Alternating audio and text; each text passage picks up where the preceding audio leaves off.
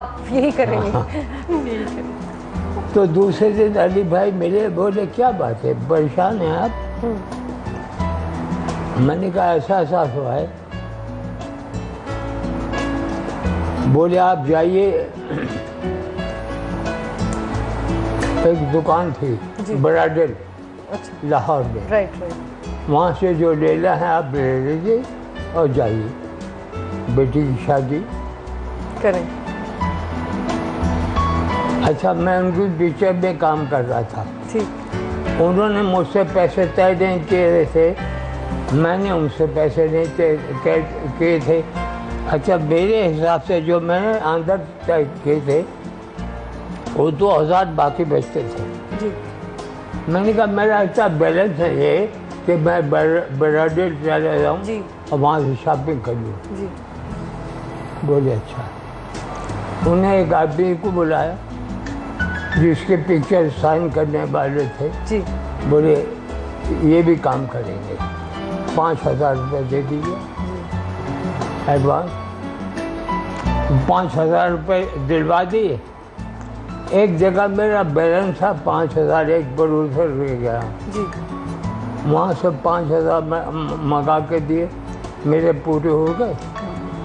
क्या बड़े इंसान बड़े। यहाँ तक फीलिंग थी कि क्या करेगा क्या बात है, कितने इंसानियत। देखिए ना, इस तरह नहीं अल्लाह में भाग लगाता। एक सीन आपको दिखाते हैं। नहीं, मैं एक और बात बताता हूँ जी।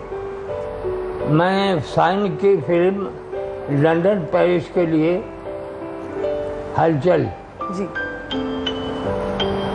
तो सब साथ जा रहे थे, तो मैं आया कमरे में, तो अली भाई बोले कि वो शूटिंग 15 दिन लेट हो गई है, तो हम तो जा रहे हैं, आप भी चलिए हमारे साथ।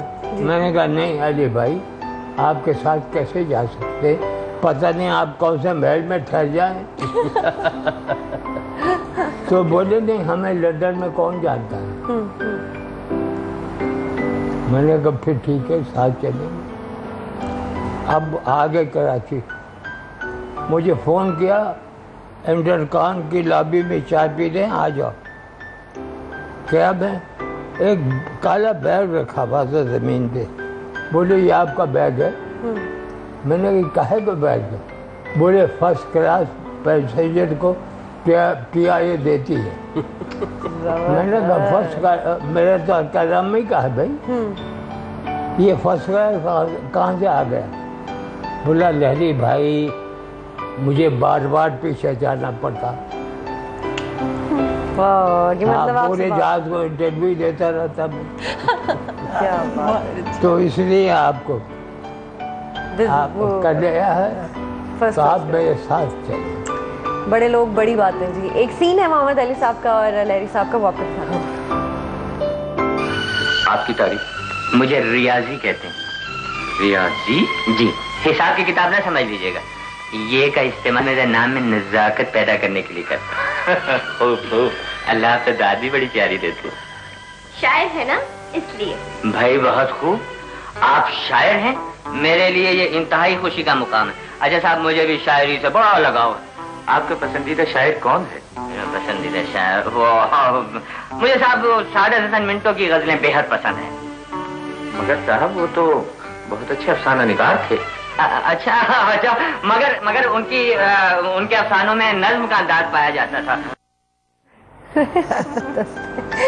अच्छा काशिफ, आप ये बताएं कि कॉमेडियंस जितने अभी हैं इस दौर में कितना फॉलो करते हैं लहरी साहब को, आपके ख्याल में कर रहे हैं? देखिए, बात ये है कि जो ये वाला स्कूल है ना, इस स्कूल के तो बहुत कम लोग हैं, कम स्टूडेंट। आप उनमें से हैं एक? हाँ, मैं अल्लाह का शुक्र। ये अच्छा, मुझे नहीं अंदाज़ा था क्या हुआ कि यकीनन बातों का मज़ा तो आता है जब बात से बात निकलती है, तो लोग मिलाने लगे कि यार आपकी बातों में लहरी साहब का कुछ अंदाज आता है। और तो मैंने सोचा क्यों ना यही ट्रैक पकड़ लिया जाए, क्योंकि जब एक बार ऐसा हुआ कि हम एक शो पे गए तो एक साहब मुझसे कहने लगे यार आप क्या करते हैं? मैंने कहा जी मैं कॉमेडी करता हूँ। बोले किसकी करते हो जी? मोइन अख्तर की करते हो या उमर शरीफ की करते हो?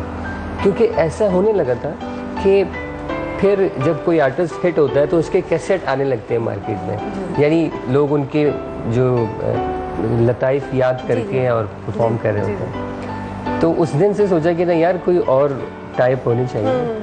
तो फिर अल्लाह का शुक्र है कि और फिर उसके बाद जब लोग मिलाने लगे तो फिर हम देखने लगे गौर से। तो उससे ये हुआ कि यकीनन बहुत कुछ हासिल हुआ और फैज़ तो है, मिल रहा है। बिल्कुल, ये तो फॉलो करने की बात है।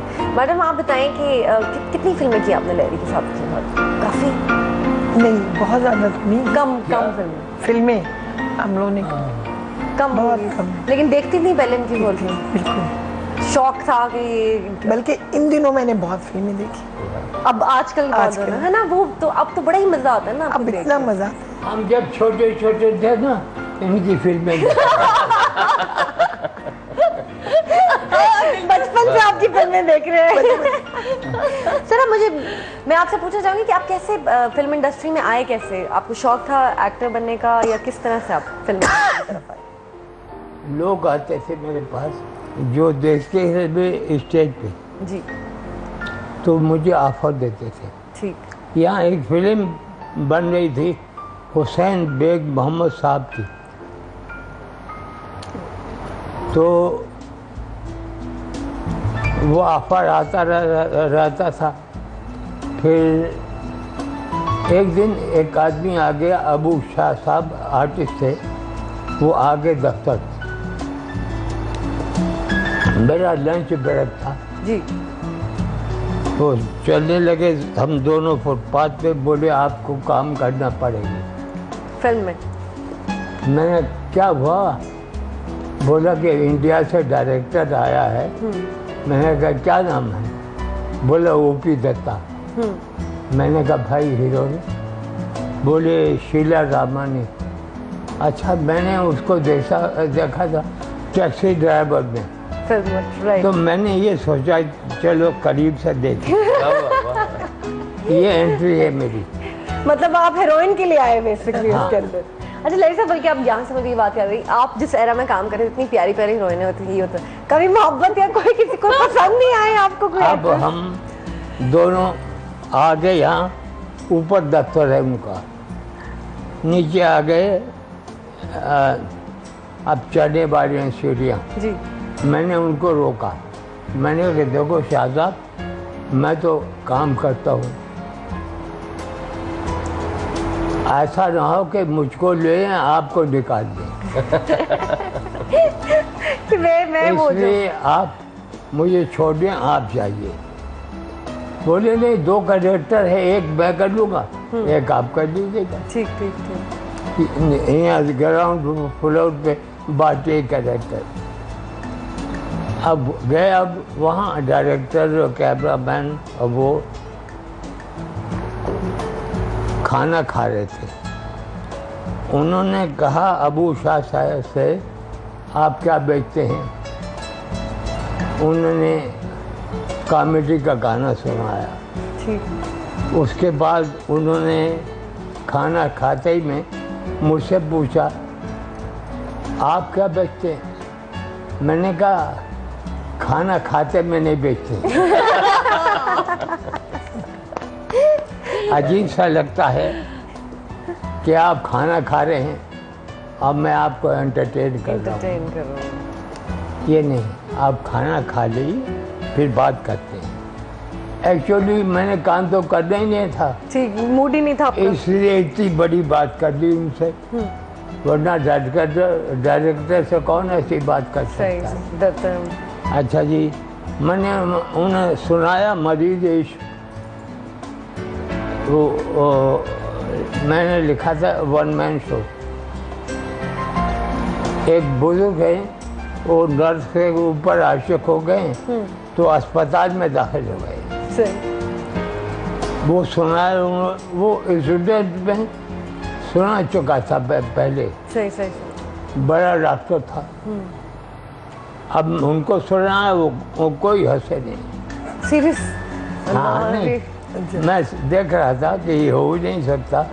मैं उन लोगों को हंसा चुका हूँ जो हुटिंग करने आते हैं।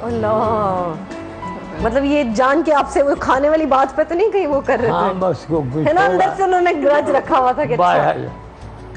उन्होंने कहा आप उधर जाके बैठ जाइए। मैं उस कमरे में चला गया, उनका आदमी आया, भाई आपको रख लिया है और 3 दिन बाद मैं आऊँगा आपके पास, साइन कर लूँगा आपको। आ गया वो, साइन कर दिया। और फिर नेवर एंडिंग स्टोरी फिर उसके बाद फिलेरी साहब ने माशाल्लाह फिर अपने जादू जो है, अपनी पर्सनालिटी का मैं कहती हूँ कि हमेशा बिखेरा, और अभी हमारे लिए अकेडमी, जैसे ये भी बता रहे हैं, अकेडमी की हैसियत रखते हैं। एक ब्रेक का वक्त हो गया, ब्रेक लेते हैं और ब्रेक के बाद जल्दी से वापस आते हैं। Stay with us.